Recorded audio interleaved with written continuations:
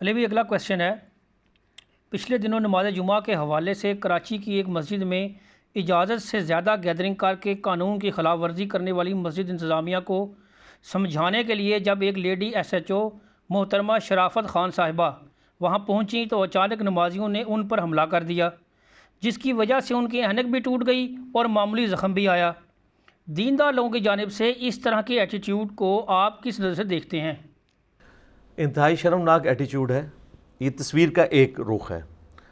جب ہم نے یعنی وہ مسجد انتظامیہ یا ان سے ریلیٹڈ لوگوں کے ساتھ رابطہ کیا تو ان کا موقف یہ ہے کہ انہوں نے وہاں پہ اپنی مادری زبان میں پشتو میں گالیاں نکالی ہیں، اور وہ کہتے ہیں کہ یہ جو ان کی آڈیو ریکارڈنگ آپ کو نظر آ رہی ہے نا، یہ آپ کسی کو سنوائیں تو یہ گالیاں نکال رہی ہیں، اس کی وجہ سے ہم لوگوں نے ان کے اوپر کاؤنٹر اٹیک کیا۔ میں اس کے باوجود کہتا ہوں کہ ایک عورت کے اوپر اس طریقے سے ہاتھ اٹھانا اور دوسری طرف وہ سرکاری اہلکار بھی ہو، یہ ریٹ آف دی گورنمنٹ کو چیلنج کرنے والی بات ہے، یہ کوئی ایٹیچیوڈ نہیں ہے۔ آپ صبر کا مظاہرہ کریں۔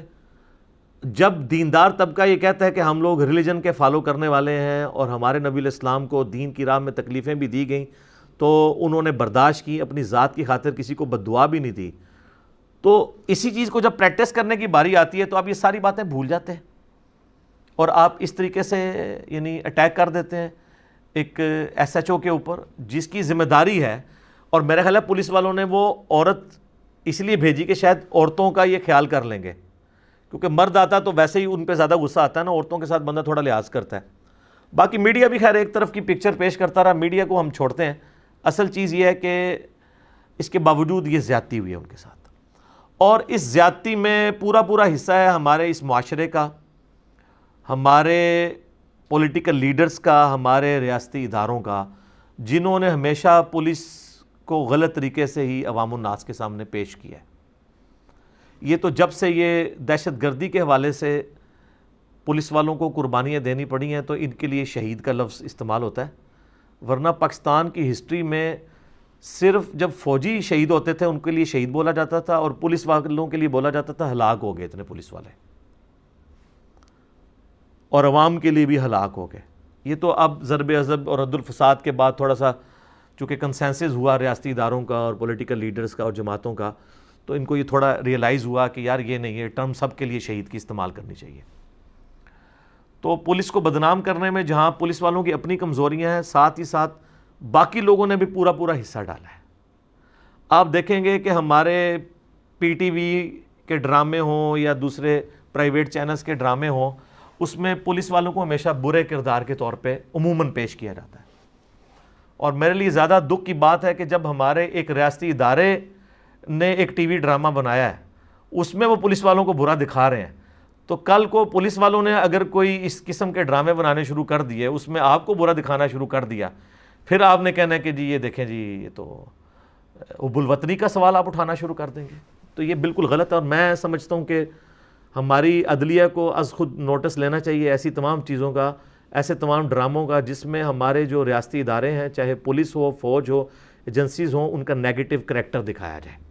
پاکستان کے پلیٹ فارم سے ایسی چیزیں نہیں ہونی چاہیے، ورنہ یہی کچھ ہمیں بھگتنا پڑے گا۔ اب دیکھ لیں عوام الناس جو ہے وہ پولیس سے کتنی نفرت کرتی ہے، حالانکہ میں ڈائریکٹلی ہمارے ہزاروں میں اسٹوڈنٹس ہیں پولیس والے، دیندار لوگ موجود ہیں بیچارے اتنی محنت سے۔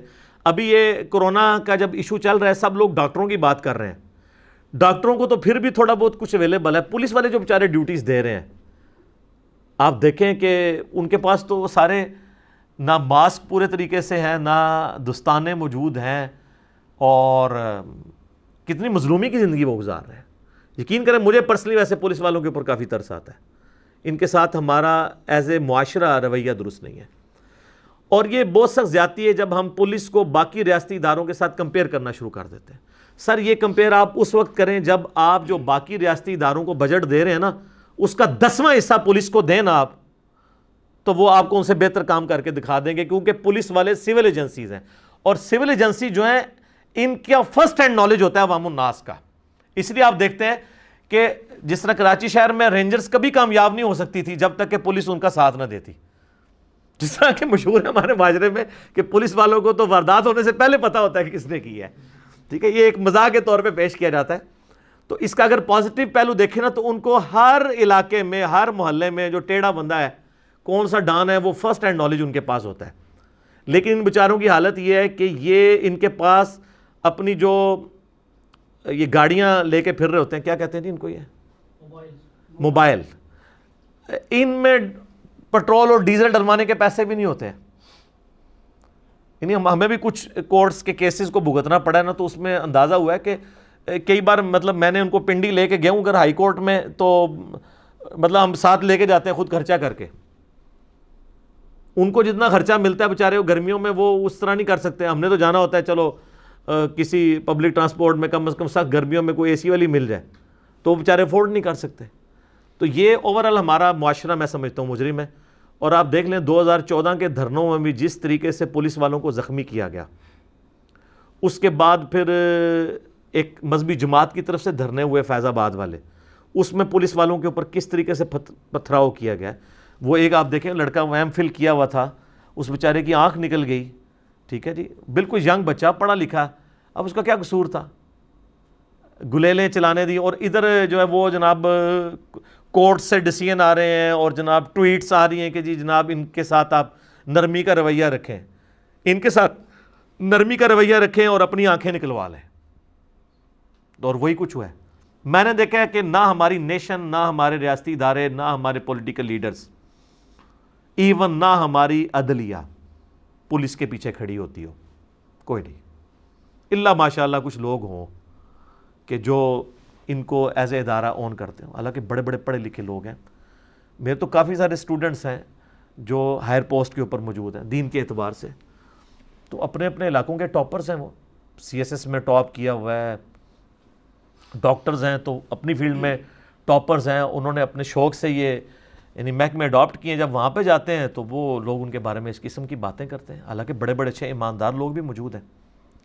لیکن ہمارے معاشرے میں اوورآل پولیس والوں کے ساتھ جو رویہ ہے نا اس معاشرے کا, کوئی پازیٹیو نہیں ہے.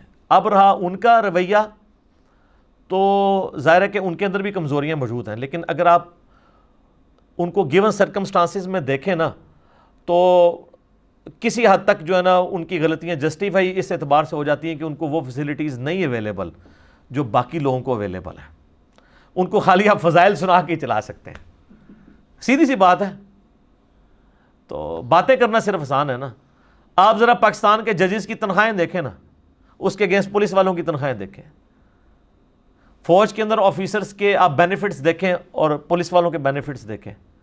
جب آپ ان کو وہ کچھ نہیں دے رہے ہیں تو آپ ان سے کیوں ایکسپیکٹ کر رہے ہیں کہ آپ اس قسم کے فرشتے بن کے آپ کو نظر آئیں گے. اور پھر اگلی بات ہے وہ اسی معاشرے کا حصہ ہے, باہر سے تو نہیں ہم نے امپورٹ کیے ہوئے. اس معاشرے میں اگر کوئی 2 نمبر ہے تو وہی اگر پولیس میں چلے رہتا ہے 2 نمبر ہوگا.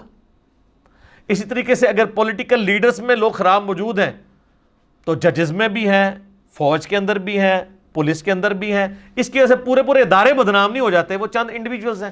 اور وہ انڈیویجول اس لیے ہیں کہ ایز اے نیشن ہمارے اندر اس طرح کی کمزوریاں موجود ہیں. گراس روٹ لیول سے ہم لوگ صرف اپنے بچوں کی تعلیم پر توجہ دے رہے ہیں, تربیت کوئی نہیں ہے, تربیت زیرو ہے. جس کا میں آپ کو ایک منہ بولتا ثبوت دیتا ہوں. آپ اپنے گھروں میں معاشرے میں آبزرو کر سکتے ہیں کہ آپ کا جو بچہ بالکل اسٹریٹ فارورڈ ہونا, لوگ کہتے ہیں یار یہ بالکل پولا ہے ہمارا بچہ, اس کو کچھ پتہ نہیں ہے. اور جو چلاکی و شیاری کر کے کوئی 2 نمبر طریقے اڈاپٹ کرتا ہو, کہتے ہیں یار یہ بچہ ہے, تیرا منڈا صحیح نکلا ہے بچوں. جو بچہ اپنے باپ کو یہ کہے کہ ٹریفک سگنل پہ رکنا ہے, اس کو کہتے ہیں یہ تو بالکل سیدھا جائے رک رہا ہے. اور جو کہتے ہیں نا ابا جی کوئی نہیں رش کوئی نہیں کٹ کھڑو, کہتے ہیں یار ہے منڈا تیز ہے. یہ ہمارا معیار ہے جناب. تو پھر اس قسم کے لوگ جب پولیس میں جائیں گے, فوج میں جائیں گے, عدلیہ میں, پھر وہ اس قسم کے ہی بن کے نکلیں گے نا جو بچپن سے آپ نے تربیت کی ہے. لیکن سر آپ گوروں میں دیکھیں نا, پھر یہ کہتے ہیں گوروں کی تعریف کرتے ہیں. سر ان میں اکثر آپ کو بالکل سیدھے بالکل لوگ نظر آئیں گے, بالکل سیدھے سادھے. سر جن ملکوں کے اندر کنڈکٹر ہی نہ ہو بسوں میں کرایہ لینے کے لیے, لوگ اپنا کرایہ خود ایمانداری سے ڈالتے ہوں, ان کے ساتھ ہم اپنا کمپیریزن کیا کروائیں. جنت میں پھر بھی آپ نہیں جانا ہے, ٹھیک ہے نا. تو میں اس واقعے میں جو کچھ ہمارے اس مذہبی طبقے کی طرف سے ہوا اس کو کنڈیم کرتا ہوں. پولیس آفیسر کے ساتھ ہم ہمدردی کا اظہار کرتے ہیں. پلس یہ کہ میں تھوڑا ریلیجس طبقے سے بات کروں. یہ جمعہ اس وقت کورونا کی وجہ سے ہمارے لیے تھوڑی سی آزمائش بن گیا، اور لوگ ہمیں حدیثیں سنا رہے ہیں کہ جی وہ 3 جمعے جس نے چھوڑ دیے تو یہ ہو جائے گا، اور یہ وہ لوگ کہہ رہے ہیں جو جمعہ تو نہیں چھوڑتے اور نماز پڑھتے بھی کوئی نہیں، جمعے کے علاوہ کوئی پڑھی نہیں، جمعہ کبھی چھوڑا نہیں۔ تو ان کو بتائیں کہ صحیح مسلم میں انٹرنیشنل نمبر کے مطابق 246 نمبر حدیث ہے، بندے کے شرک اور اسلام، کفر اور اسلام، شرک اور ایمان کے درمیان فرق نماز ہے۔ نماز چھوڑنے والا پاکستان کے شناختی کارڈ میں مسلمان ہے، اللہ کے ہاں وہ کافر ہے عملاً، اور یہ صرف جمعے کی نماز نہیں، عام نماز۔ تو جمعے کو لوگوں نے اپنے سر پہ سوار کیا، حالانکہ جمعے کا تعلق جس چیز کے ساتھ تھا نا وہ تھی تذکیر، نصیحت۔ جمعے والے دن آپ نے لوگوں کو نصیحت کرنی ہے، آخرت کی جواب دہی کا سنانا ہے، ڈر۔ اسی لیے آپ دیکھتے ہیں کہ ویسے جمعے کی نماز کے بعد ہم پڑھتے ہیں ظہر، وہ 4 رکعتیں ہوتی ہیں، لیکن جمعے والے دن اللہ نے 2 رکعتیں کم کر دی ہیں۔ کیوں؟ کہ تقریر سننی ہے آپ نے۔ صحیح بخاری مسلم میں حدیث ہے، جو سب سے پہلے پہر میں آ جاتا ہے اسے اونٹ نہر کرنے کا ثواب ملتا ہے مسجد کے اندر، جو اس کے بعد آتا ہے اسے گائے ذبح کرنے کا، جو اس کے بعد آتا ہے اسے بکری یا بھیڑ، جو اس کے بعد آتا ہے اسے مرغی صدقہ کرنے کا، اور جو بالکل اینڈ پہ آتا ہے نا اسے انڈا صدقہ کرنے کا ثواب ملتا ہے۔ اور جب ممبر پر خطیب چڑھ جاتا ہے تو فرشتے اپنے رجسٹر بند کر دیتے ہیں، اور بخاری مسلم کے الفاظ ہیں پھر وہ ذکر سننا شروع کر دیتے ہیں۔ ذکر کیا؟ وہ تقریر کو کہا گیا، یاد دہانی، انا نحن نزلنا الذکر وانا لہ لحافظون، یہ قرآن بھی تو اللہ کی یاد دلاتا ہے نا۔ صحیح مسلم میں اوپر تلے 4 حدیث ہیں کہ نبی علیہ السلام کہ جمعے کا خطبہ قرآن کی آیات ہوا کرتی تھی، خصوصاً سورہ قاف، سورت نمبر جو 50 ہے، پارہ نمبر 26 میں آپ کی تقریر یہ ہوتی تھی۔ تو جمعے کا مقصد ہے تقریر، اور تقریر میں نکاح، طلاق، استنجے کے مسائل نہیں، پولیٹیکل ایشوز۔ لہذا جمعہ پڑھانے کا منصب بیسیکلی علماء کا نہیں ہے، حکمرانوں کا ہے۔ شاہ فیصل مسجد میں پرائم منسٹر کو خود جمعہ پڑھانا چاہیے، چلے نماز پڑھانے کے لیے کوئی عالم دین آگے کر دیں، جمعے کی تقریر پرائم منسٹر کو کرنی چاہیے۔ ہر شہر میں ڈپٹی کمشنر خود جمعہ پڑھائے، تقریر خود کرے، ٹھیک ہے، باقی جو ہے وہ، بلکہ اب یہ پی ٹی آئی کی گورنمنٹ نے تو شروع بھی کیا ہے، انہوں نے چھوٹے چھوٹے لیکچر شروع کروائے ہیں جمعے والے دن مختلف مساجد کے اندر پولیس آفیسرز کے، 1-2 جگہ پہ میں نے آبزرو کیا ہے۔ تو چلے وہ اگر ان کو ممبر پہ نہیں چڑھنے دیتے، چلو جمعے کے بعد ہی کوئی 2-4 باتیں وہ کر لیں کہ آپ ہمیں سجیسٹ کریں۔ تو یہ جمعے کا مقصد تھا۔ لہٰذا اب یہ جو لوگ کہہ رہے ہیں جمعے ہمارے چھوٹ رہے ہیں، یہ وہ لوگ ہیں جنہوں نے کبھی تقریر سنی نہیں ہے، دوسری اذان کے وقت مسجد میں جا رہے ہوتے ہیں، تو یہ کون سا جمعہ پڑھ رہے ہیں؟ اور پھر ان کے وہ علماء بھی کہہ رہے ہوتے ہیں کہ جی وہ اصل خطبہ عربی والا ہے، اصل عربی والا ہے، جو وہ عالم کو خود نہیں اس کا ترجمہ پتا ہوتا، نہ آڈینس کو پتا ہوتا ہے، وہ اصل ہے۔ اور یار جب ممبر پہ چڑھ گئے نا آپ، تقریر شروع کر دی، تو اب آپ آنے والے کا بس صرف ٹوٹل پورا ہوگا، جمعے کا ایکسٹراڈنری ثواب اس کا ختم، صرف فرض ادا ہوگا۔ تو چونکہ یہ پولیٹیکل گیدرنگ ہے، اس لیے زور تھا کہ جمعہ نہ چھوڑا جائے تاکہ مسلمان ایک پیج پہ رہیں۔ انہوں نے سے پکڑ کے بتا دیا، وہ جی مسلم شریف میں حدیث ہے، نبی علیہ السلام نے فرمایا کہ لوگ جمعہ چھوڑنے سے باز آ جائیں ورنہ اللہ تعالیٰ ان کے دلوں پر مہر لگا دے گا۔ کیوں؟ کہ وہ مسلمانوں کی مین سٹریم سے ہٹ جائیں گے۔ ابو داؤد، ترمذی، نسائی، ابن ماجہ میں حدیث ہے، جس نے 3 جمعے چھوڑ دیے اللہ تعالیٰ اس کے دل کے اوپر مہر لگا دے گا۔ وہ جمعے سے مراد 2 رکعتیں نہیں ہیں، عربی خطبہ نہیں ہے، اصل میں وہ تقریر ہے جس میں کہانیاں نہ سنا رہے ہوں، قرآن و سنت سنا رہے ہوں، ورنہ وہ عام نماز ہی ہے۔ پھر مسلم شریف میں حدیث ہے، جو لوگ جمعے والے دن مسجد میں نہیں آتے، اپنے گھروں میں رہتے ہیں، میرا دل کرتا ہے کہ میں اپنی جگہ کسی اور کو امام مقرر کروں اور ان کو گھروں سمیت آگ میں جلا دوں۔ کتنی بڑی تھریٹ ہے۔ اس طریقے سے ابو داؤد میں حدیث ہے، نبی علیہ السلام نے فرمایا کہ جمعہ صرف 4 لوگوں کو معاف ہے، یا وہ غلام ہو، یا عورت ہو، یا بچہ ہو، یا مریض ہو۔ تو اب ہم کیٹاسٹرافک کنڈیشن سے گزر رہے ہیں، مرض کی کیٹاگری کسی درجے تک فال کرتی ہے، گورنمنٹ نے ڈیسیژن کیا ہے جمعے کے حوالے سے، جو اسٹرکشنز لگائی ہیں تو اس کو فالو کریں، اس پہ آپ کے اوپر کوئی گناہ نہیں ہوگا، آپ زور کی نماز گھر میں ادا کر لیں۔ بخاری مسلم دونوں میں موجود ہے، جب تیز بارش ہوتی یا سخت سردیاں ہوتی تو نبی علیہ السلام کہتے ہیں اذان کے ساتھ ایڈ کرواتے، صلو فی الرحال، حی علی الصلاۃ حی علی الفلاح چھوڑ دیتے اور یہ کہتے کہو صلو فی الرحال، گھروں میں نماز پڑھ لو، صلو فی بیوتکم، اپنے گھروں میں ہی نماز پڑھ لو۔ لوگ کہتے ہیں وہ اس لیے کہ کیچڑ تھا، چلو بارش کے لیے تو کیچڑ تھا، سخت سردیوں میں کیا مسئلہ تھا؟ تردد آنے میں، سخت گرمیوں میں بھی۔ تو جہاں پہ آسانی ہے وہ آپ لوگوں کو لینے دیں۔ ویسے میں نے اس کے اوپر کرونا کے حوالے سے میری کافی ساری ویڈیوز اپلوڈڈ ہیں، گھر میں نماز پڑھنا، تراویح کے حوالے سے، نفلی نمازیں تو ویسے ہی گھر میں افضل ہیں۔ تو یہ چونکہ لوگوں کے دماغ پہ یہ جمعہ اس اعتبار سے سوار ہوا ہے، اس لیے وہ کہتے ہیں کہ ہمیں جو مرضی ہو جائے۔ لوگوں نے تو گھروں میں جمعے شروع کروا دیے ہیں، یہ نئی بدعت شروع ہو گئی ہے۔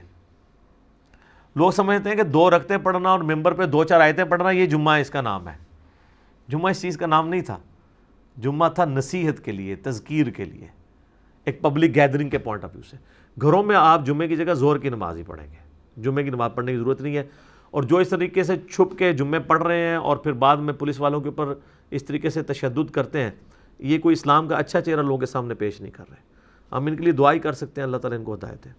ٹھیک ہو گیا جی؟